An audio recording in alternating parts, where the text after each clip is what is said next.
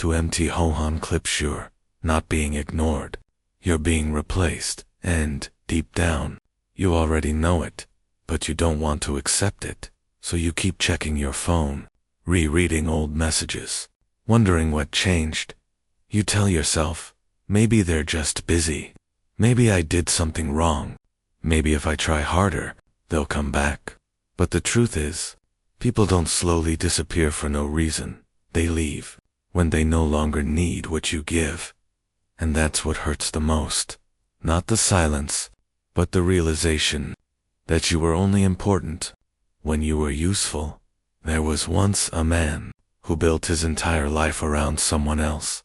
He changed his schedule for them, ignored his own needs, just to make them happy. He believed that if he gave enough, loved enough, sacrificed enough, they would stay forever. But one day, they didn't reply. Then another day, still nothing. Messages became shorter, calls became rarer, until one day, silence. The man felt something break inside him. Not because they left, but because he didn't understand. Why? So, he did what most people do. He chased. He texted more, called more, tried harder, became more available, more desperate, more replaceable. And the more he chased, the further they went. One night, exhausted, he went to a quiet place and met an old monk. He asked, "Why do people leave me?" The monk looked at him, not with judgment, but with understanding. Then he said something strange. "Hold out your hand." The man did. The monk placed a stone in his hand. "Now, hold it tightly." The man squeezed the stone. At first, nothing happened, but after a while, his hand began to ache.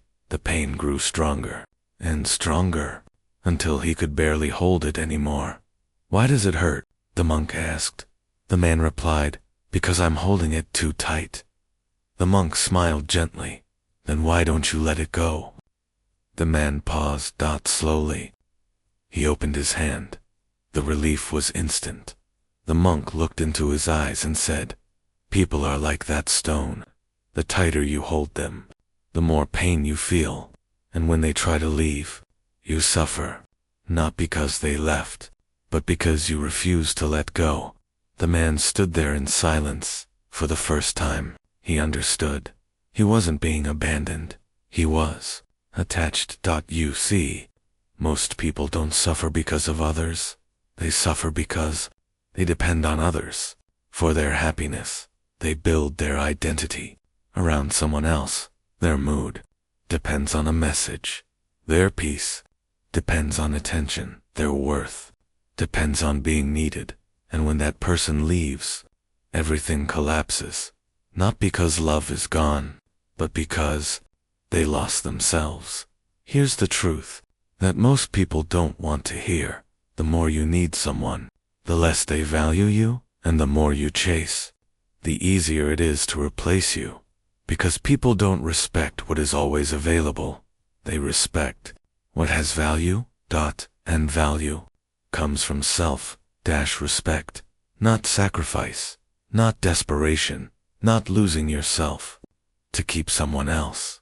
The monk once said, "If you want peace, stop trying to control what leaves and start controlling what you hold on to, because not everything is meant to stay. Not every person is meant to be in your life forever. Some people come to teach you how to let go. So if someone is slowly leaving you, stop chasing. Stop begging. Stop proving your worth. Instead, take your energy back. Take your attention back. Take your life back. Because the moment you stop chasing, something powerful happens. You become free. And maybe, just maybe, you'll realize you were never being ignored. You were being shown that it's time to let go. Follow for more truth about life. Yan Venbun.